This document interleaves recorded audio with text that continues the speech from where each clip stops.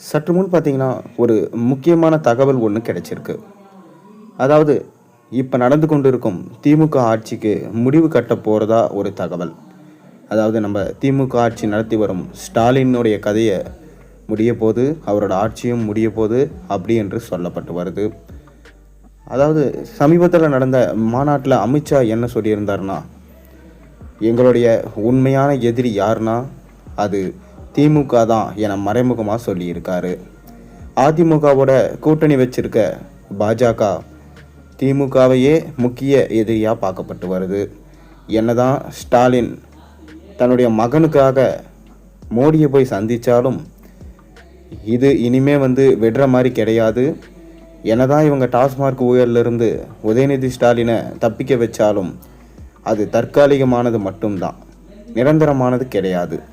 கண்டிப்பாக கூண்டோட திமுகவை ஒழிச்சு கட்டுவோம் அப்படின்னு அமித்ஷா அவர்கள் மறைமுகமாக சொல்லியிருக்கிறது பெரும் அதிர்வலைகளை ஏற்படுத்தியிருக்கு. மேலும் 2026 சட்டமன்ற தேர்தல் என்றது மாபெரும் கூட்டணியோட களமிறங்குறாங்க பாஜக. கண்டிப்பாக இந்த தடவை அதிமுக கூட்டணி வெற்றி பெறும் என்று உறுதியாக கணிக்கப்பட்டிருக்கு.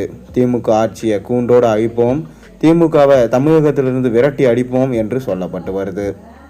மேலும் இன்னொரு பக்கம் டிவிகே விஜய் அவருடைய கட்சி பெரும்பான்மை வாக்குகளை பெறும் என்றும் கணிக்கப்பட்டிருக்கு.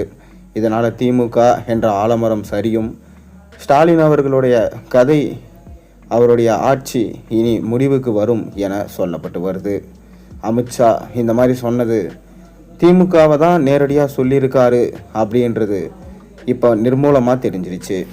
டாஸ்மார்க் ஊழலிருந்து என்னதான் உதயநிதி தப்பிச்சாலும் அவரால் இனிமே தப்பிக்க முடியாது.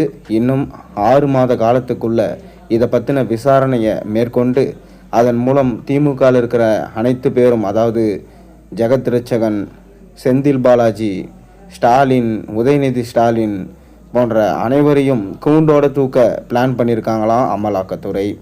இதனால் மறைமுகமாக அமித்ஷா அவர்கள் பார்த்தீங்கன்னா மிரட்டல் விடுத்திருக்காரு நம்ம அமித்ஷா. இதனால் எப்படி பார்த்தாலும் இந்த தடவை மோடி, பிஜேபி, அதாவது அதிமுக கூட்டணி தமிழகத்தில் ஒரு மாற்றத்தை ஏற்படுத்தும் என்று அனைத்து மக்களாலும் கருதப்பட்டு வருது. மக்களும் திமுகவை புறக்கணிக்க தயாராக இருக்காங்க. அதனால் திமுக ஆட்சி இந்த ஆண்டோட முடிவுக்கு வந்துடும் என கணிக்கப்பட்டிருக்கு.